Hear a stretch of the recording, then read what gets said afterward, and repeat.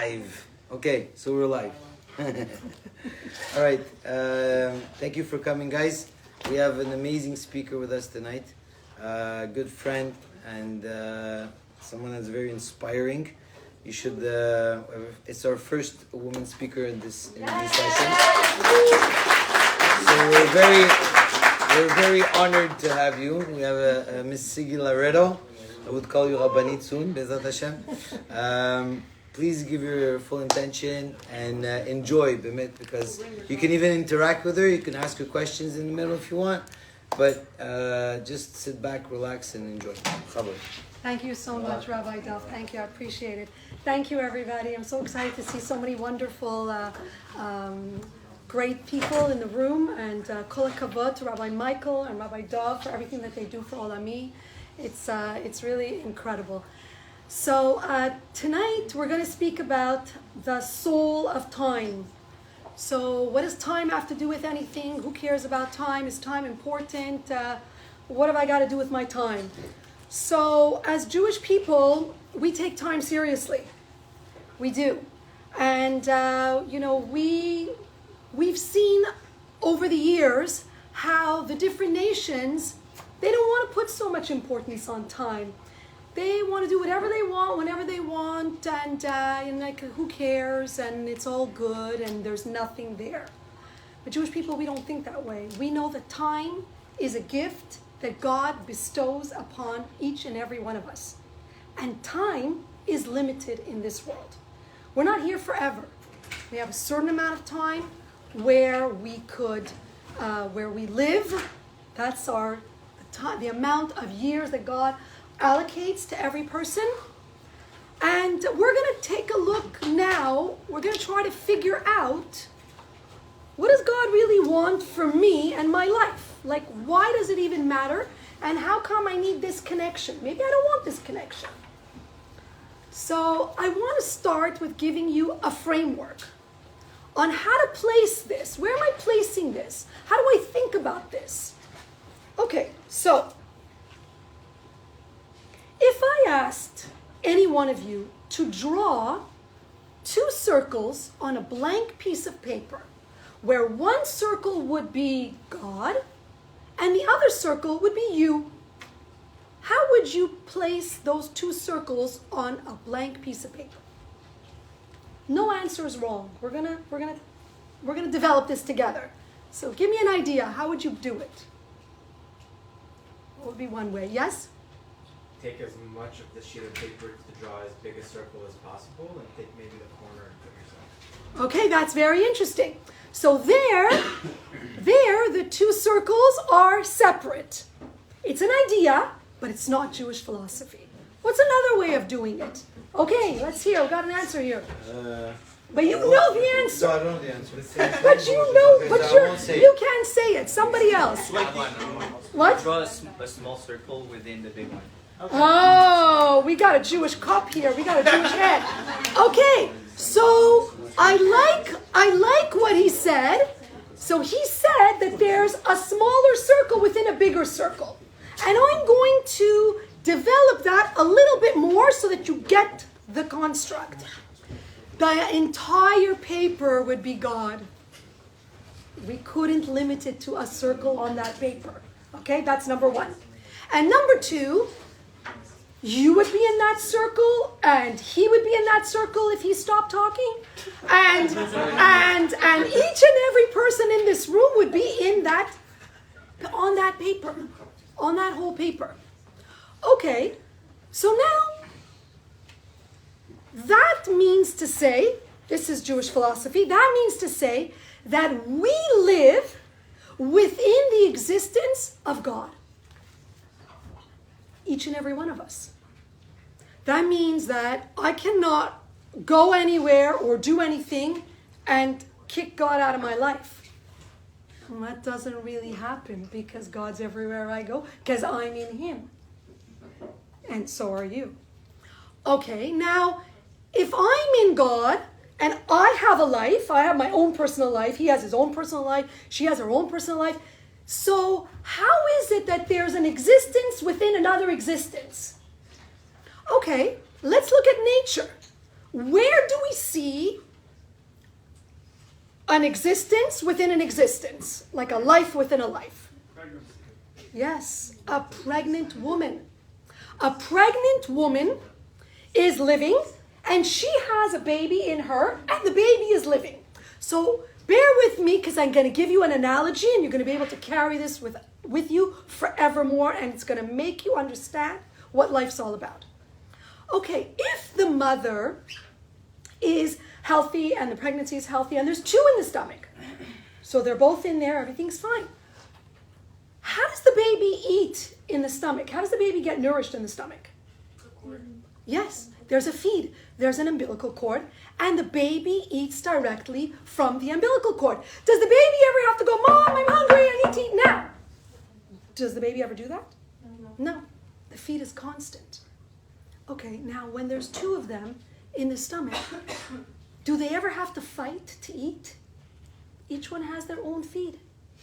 Each one has their own umbilical cord, and they both get to eat. Well, guess what? That's life. That's life. That's God's world. And what does that mean? That means that I can never be jealous of you.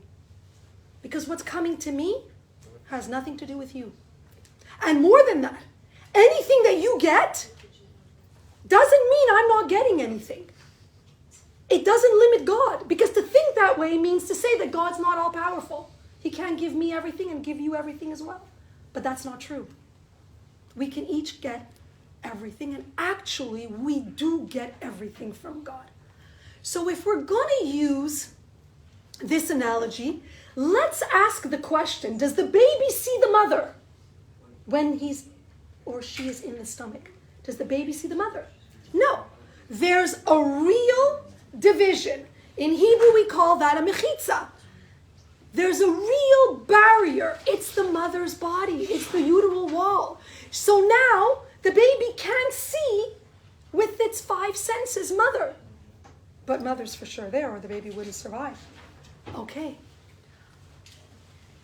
So now the question is, in life, we have 5 senses, but we can't see God. We can't see God.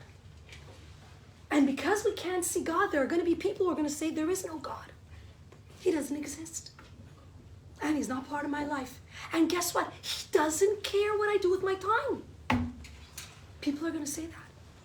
But Rambam says, what they're doing is they are severing the connection with God, because God is always feeding you.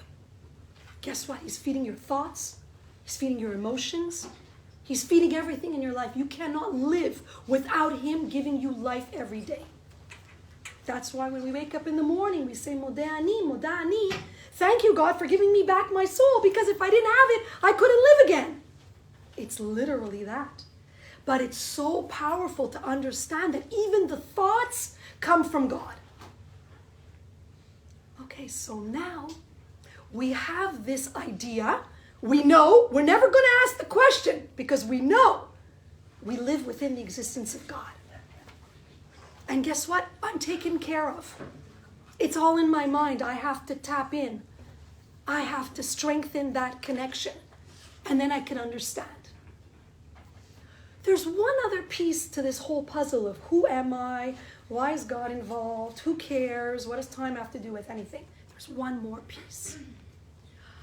We know that we have what is called a living soul. And we're told that that's part of God. So look, this gets a little complicated, but it's important for us to understand this. So each and every one of us has a piece of God in them. That's why we have to respect each other. Actually, we have to respect everyone. Everywhere. All the time. Because to disrespect each other, and I'm not just talking Jewish people, I'm talking all together, means that I'm dissing God, the God that's in you. Because you have a piece of God in you. You had a question, and I'm good with that. How do we know for a fact we have a soul? How do you know? Oh, it's very simple. What's the difference between a living person and a dead person? Consciousness. And what is that consciousness? What gives the person the consciousness? Their soul. It would take a lot more than the little hour that I have to convince you, but trust me, because if you're a doctor or you're in the morgue, you know very well what the difference is between a living person and a dead person. And that is your soul. And it weighs, what is it? There was a movie. It said something like 3 pounds? No, 17 grams. 17 grams. Okay? We can't see it. It's back to the analogy that I gave you about the baby can't see mother because we only have 5 senses. So that spirituality, that ruchniut in us, we cannot see. So how do we get to it? So our sages tell us that the only way we can get to it is if we learn. If we learn the scriptures, if we learn Torah, if we learn from our sages. That's the only way you're going to get it. Okay, so now,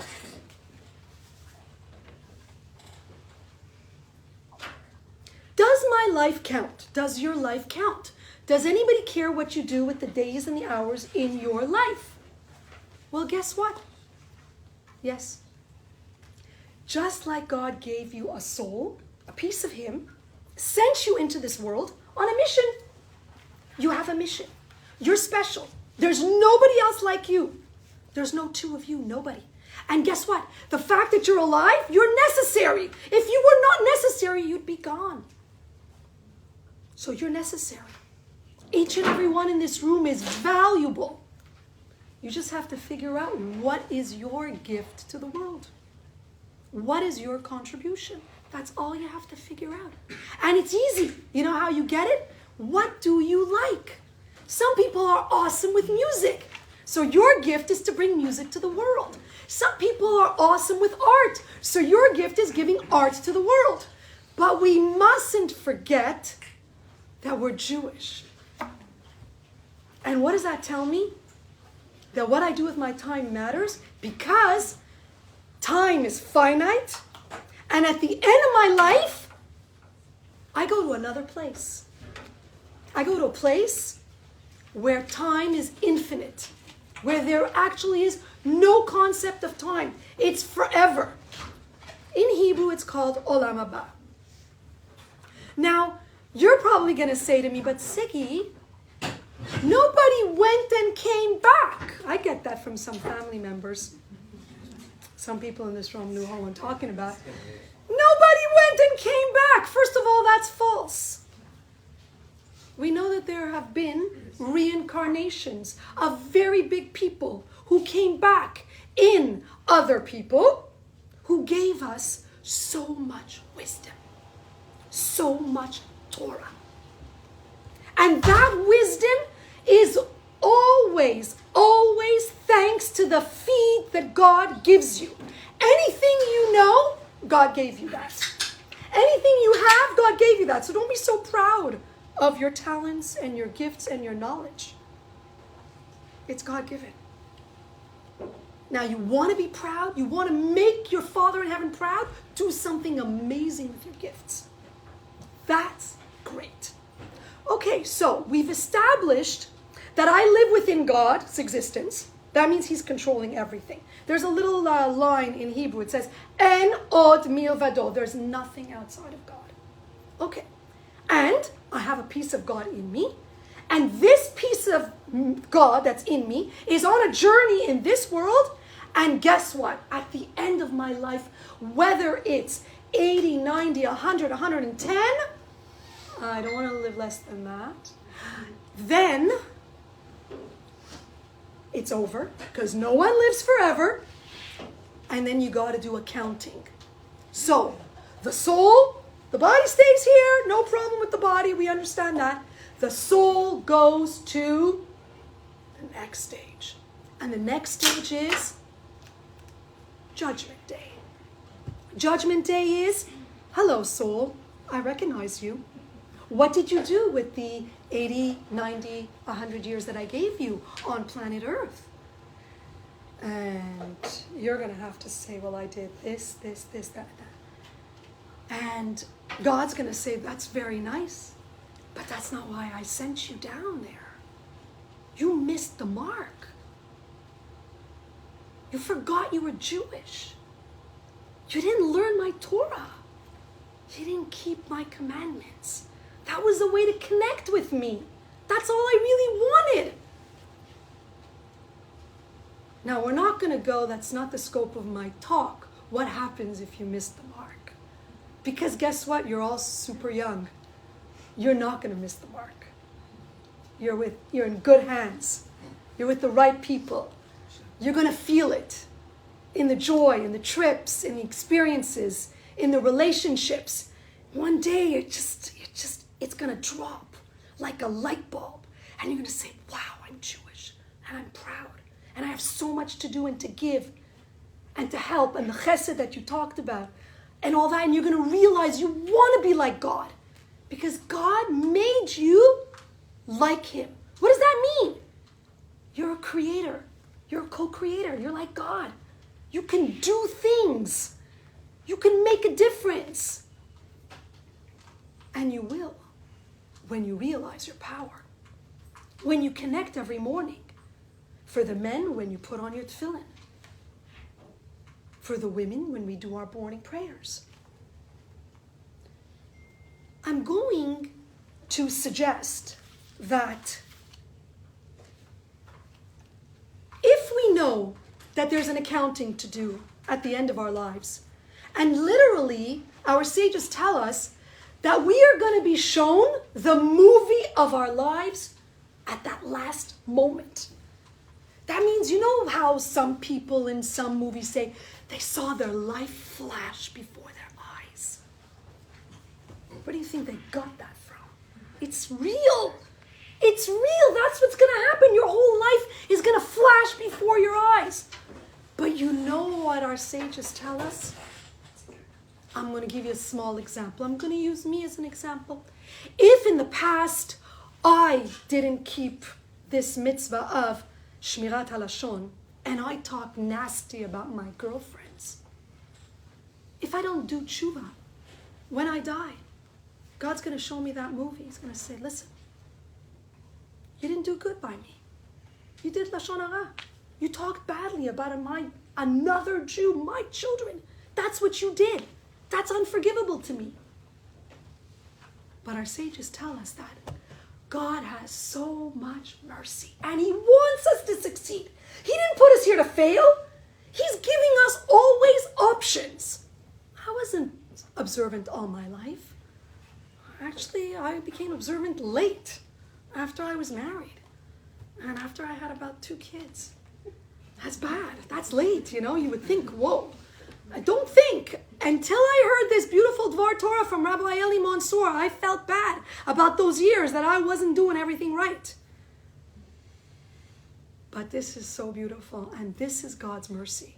God's mercy is, when I started to learn the laws of Shmirat HaLashon, and not just that, live by them and teach them, the movie of my life will never show that I spoke badly about my friend when I was 19 years old. That's comforting. That's amazing. And you know what else we know? Because there's nothing outside of God and I can't run away from him, wherever I go, whatever I do, doesn't matter how bad it is, God's right there with me. In my bad actions and in my good actions. And that's okay. Because he put me down here to have this experience and he's part of the experience with me because he wants to see, what am I going to do? What are you going to do? And he's constantly going to test us. He's going to put bad friends in front of you with bad ideas and bad things to do and forget that you're Jewish and forget your dignity and forget what your body's all about. And it's going to be one test after another, just like Avraham Avinu. Because he loves you. Because he wants to show the celestial court, because all the souls are up there. He wants to show them, look, I tested my kids and they're amazing. They came out of it. They didn't succumb. They didn't do all that garbage. Or they did it and they're out of it now. That's harder. That's harder. My husband always says, what's harder? What's a better merit? Like a person who doesn't care about McDonald's or at the day it was Harvey's, because they just tune it out of their heads because they want to eat kosher now, or the person who's still thinking about that hamburger, salivates, but yet holds themselves back and doesn't do it. Well, guess what? It's the second person who gets more merit because it's harder for them. And God appreciates everything that we do, every little thing, because he's always there. And he's rooting for us. Okay, so what are we going to do? Because the world out there is always telling me there's no God and nobody cares and you don't have to keep Torah and mitzvot and you don't, for the girls, dress properly, and for the boys, remember to dress properly as well, whether it's your kippah or your tzitzit or whatever it is. Everything in the social media is telling us nobody cares about your body. Well, for sure, because we're hearing the craziest things now. People born one way, want to be another sex, want to be they want to change everything. They don't get it that it's God's world. The fact that you're born in the year that you were born, to the parents that you have, to the family that you're in, is specific. It's designed. You can't change that. All you can change is what you do with the given. I got this package. Guess what? My family, they're dysfunctional. Everything is going wrong there. Nobody cares about what I want to do. Nobody cares about doing the right thing. Nobody cares about Judaism. And I'm stuck in this family. What am I going to do? Guess what? It's not an accident. It's by design. You're meant to light up your family. That's what it is. It's not easy. I know it's not easy. When I wanted to be observant, my family thought I was crazy. Absolutely crazy. My husband called my parents and said, you have to come over. And my parents go, why? You're just married a month. And he goes, no, I can't say it over the phone. You got to come over. And they came over. And at first they thought, what are they going to announce? Like that they're having a baby or something? Like, what are they going to announce? And he sits my parents down and he says, your daughter's crazy. She wants to be religious. She wants to keep Shabbos. I don't want to keep Shabbos. I don't want to be confined. Don't tell me what to do. And she thinks, okay, this is a little private, but it's okay. I'm going to say it and we're going to skip right over. She thinks it's important to keep family purity, Jewish family purity. What is that? 2 weeks on, 2 weeks off. I can't touch her for 2 weeks. I married her. This doesn't make sense to me. I don't want any part of that. And if you don't talk some sense into her, well, then you can just take her back. Okay, we're laughing today. I was not laughing. My mother took me into the other room and she looked me straight in the eye and she said, hello? Nobody in my family is religious, but nobody in my family is divorced. So just forget all this nonsense in your mind and just stick to the program. He's a nice guy, good family. You don't need to be religious. Nobody cares and nobody knows. And that was my battle for years. For years. I have a son in the room who I'm very proud of. He knows. And I fought every step of the way to keep Torah and mitzvot. And for the life of me, I don't know where I got it. People ask me all the time, how did you become religious? I said, I don't know. Why did you want to become religious? I don't know. But when God puts it into your head that he wants a relationship with you, you are madly in love. Nobody else matters. And you know what? I managed to turn everybody around in my conviction. And the only way you can do it is if you make your number one relationship with God. That's it. That is it. Because I'm going to say something sad, and I hope none of you ever pass through this, but when you first come into the world, the most important people in your life are your parents, and then your siblings, and then the person you marry, and then your children. But guess what? None of those relationships are forever. God forbid you could lose a parent. God forbid you could lose a sibling. God forbid you could lose a spouse. I don't want to go on because I don't want to hurt anybody in the room. But the only relationship that's forever, no matter what happens to me and the people around me, is my relationship with God. Because as long as I'm alive, I have that relationship. So guess what? That's the most important relationship. And if I didn't think that way, then I would have succumbed and I would have said, okay, I'm going to listen to my husband because I love him the most at that moment. And I'm going to listen to him, and I'm not going to keep Torah mitzvah because I don't see God anyway. I don't see him. I don't feel the love back. I didn't get it. So I should have said, okay, no, that doesn't exist. Everyone's telling me, my parents are telling me, my husband's telling me, you don't need to do that. Just be a good girl. Don't do that. That's not important. But I didn't. I had the courage. And what gives a person the courage to maintain as uppermost the relationship with God? It's simple. Prayer and learning Torah. It's simple. It's two ways. Prayer is me talking to God, and Torah and learning Torah is God talking to me. That's how you're going to get everything. You know, people ask me all the time, how can you stop from doing Lashon Hara? Like, everything I ever say is Lashon Hara. I'm talking about this person, about that person, what they got, what they bought, where did they go, where are they traveling, did you see what they're wearing, or did you see the diamonds? Like, how could you not talk Lashon Hara? Guess what? Big people talk about ideas, not about other people. Little people talk about other people.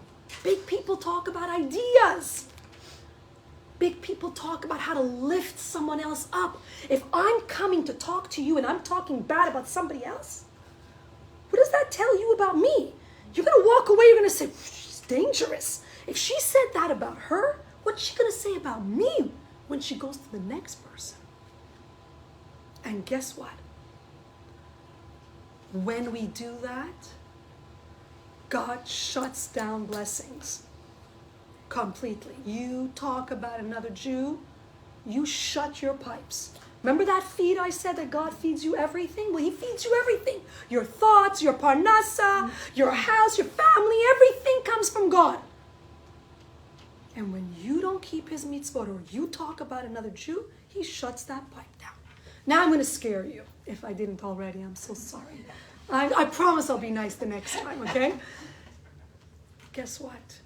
Shabbat, that's a pipeline for shefa. That means bracha. And when I decide that, hey, Shabbat's not that important, I can pick up my phone, nobody's going to see, I'm in my room, I'm in the bathroom, lock the door, just send a text, I'm okay.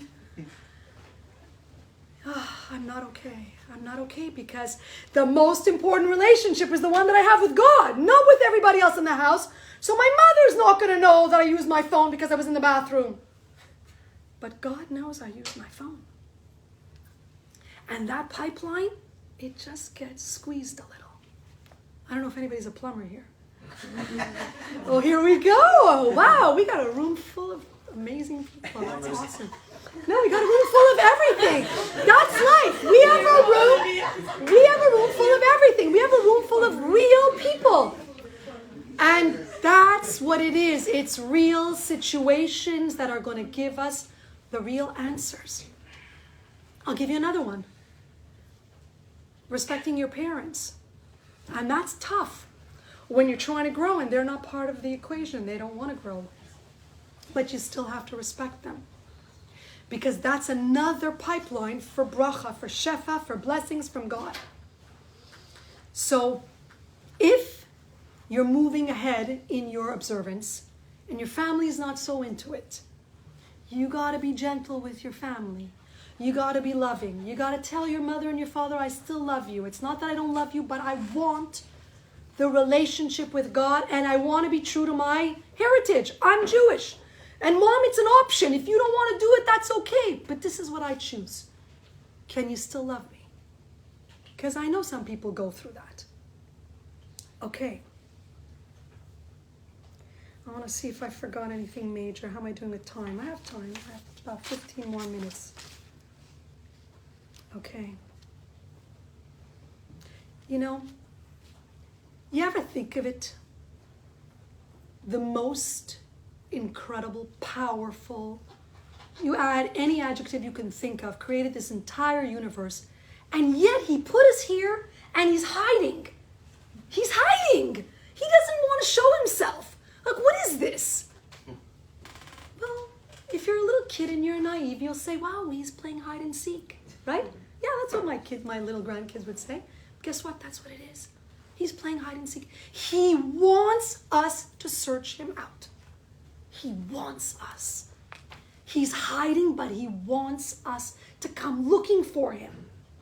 And he's making it hard. It's not plain and simple. It's not people go to the other side and come back and say, wow, man, I saw it. It's true. You got to keep those mitzvahs. Because when you keep them, you get a better seat.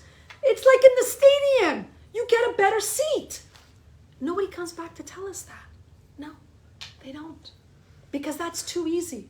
Because God, what does he want to do? He wants to give you the most amount of pleasure.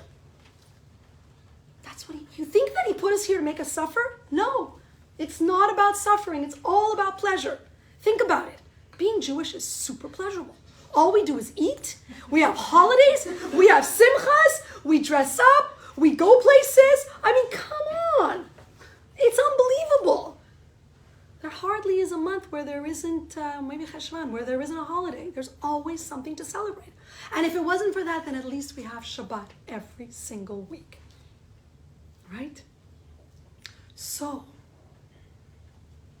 if God really wants to give me so much pleasure, and he doesn't want to show himself, and he's making it hard for me and you and all of you to get the next world, which is infinity, that's the timepiece.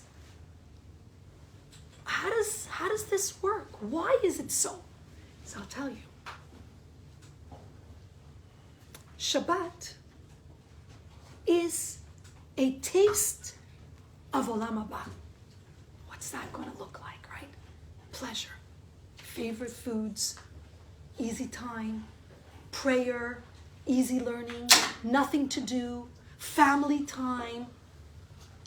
And God gave us a little taste of what is full pleasure. And guess what? Our sages tell us we cannot even imagine how much more pleasurable the next world is going to be. But you have to earn it. And the only way you're going to earn it is if you believe that you don't have to do any of this. If you have to fight to do it. Because you don't believe it. Because you can't see it with your five senses. Because nobody went and came back. Because you don't know how well you're doing. You don't know where you're sitting in the next world yet. But the fact that you're forging through this dark world, and it's plenty dark out there, and it fools you into thinking that it doesn't matter, we can do whatever we want, and still you stay faithful to your heritage, to your people, that's worthy of a reward. And now I want to show you how God revealed himself. Because people ask me, I'm always teaching. I've been teaching for, how many years has it been now? 10 years.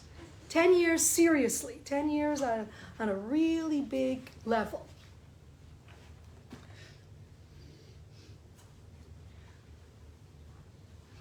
Listen, it's very nice that the Torah says that God created the entire universe in 6 days, and on the 7th day he rested. But who was there? Nobody was there. That's why, if you notice, the 10 Commandments, the first one, doesn't say, I am the God who created the entire universe. No. What does it say? I'm the God who took you out of Egypt.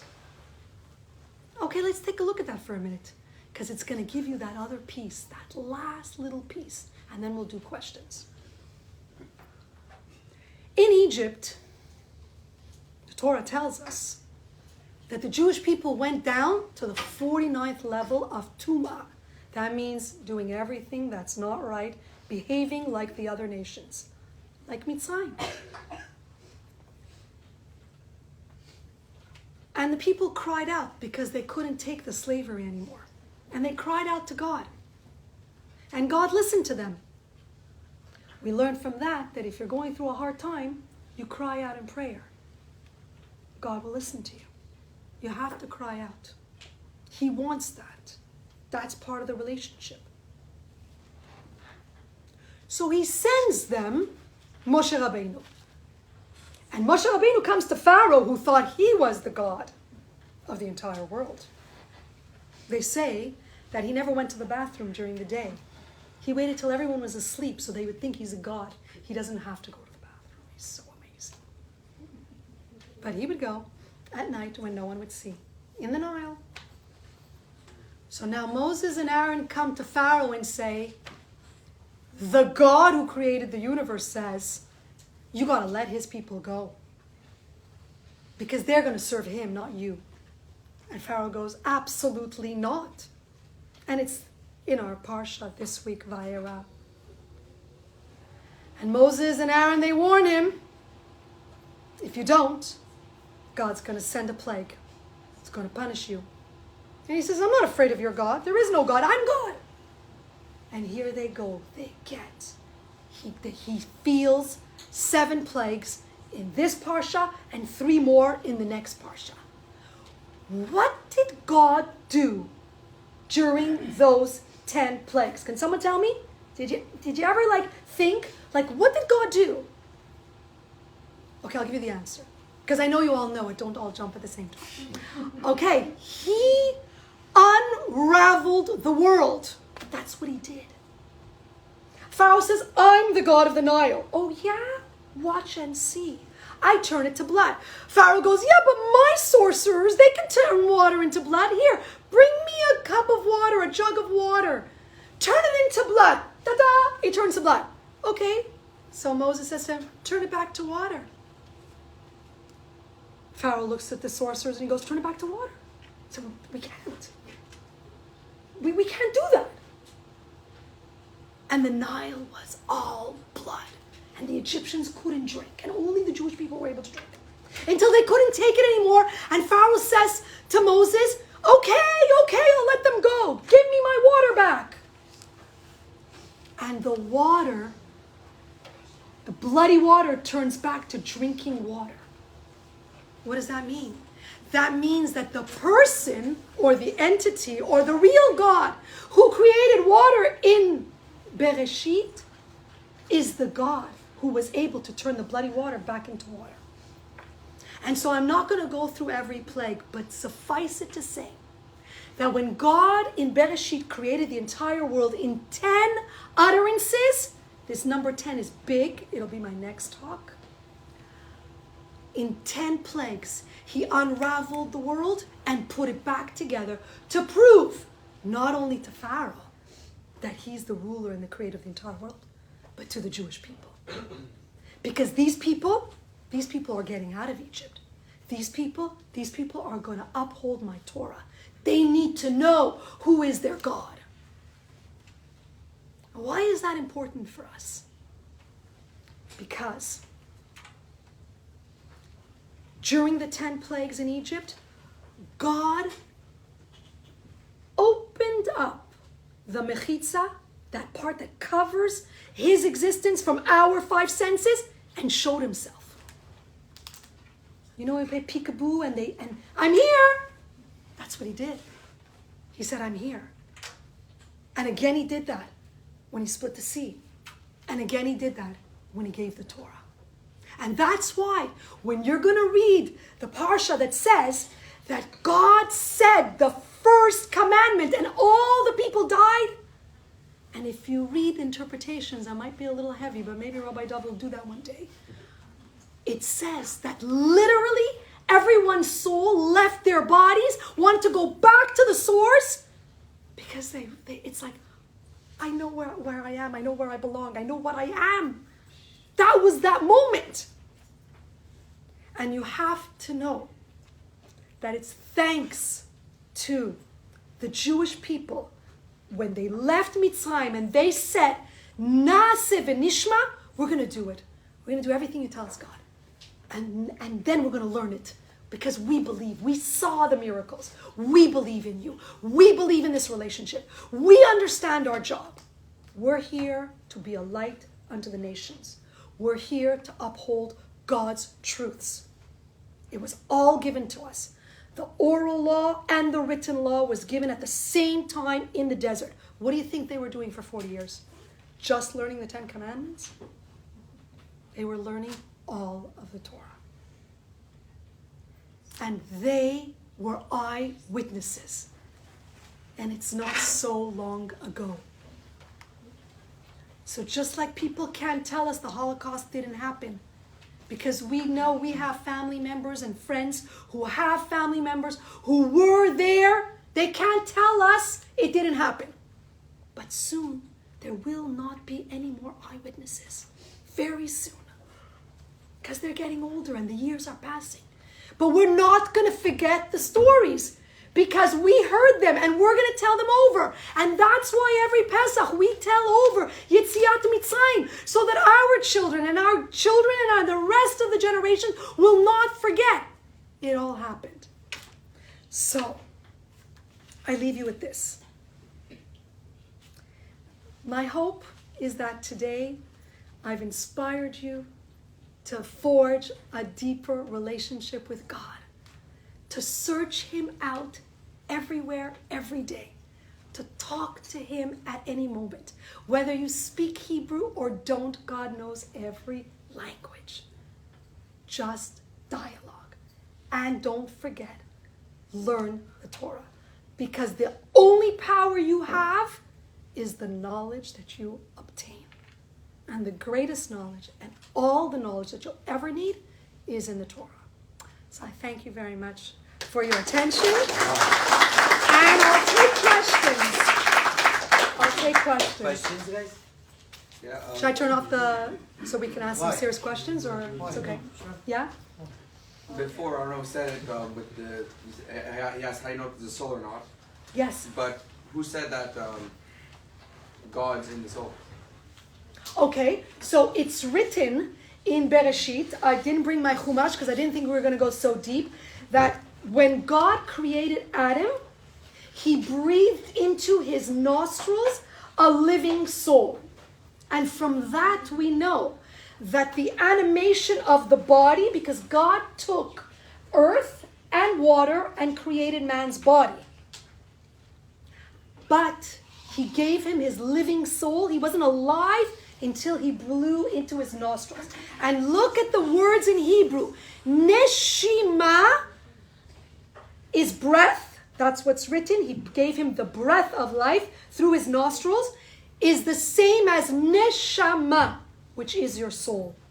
So the reason why it's so important to learn is because the Hebrew language is so rich and all the explanations are in the Torah. And of course through the Mefarshim.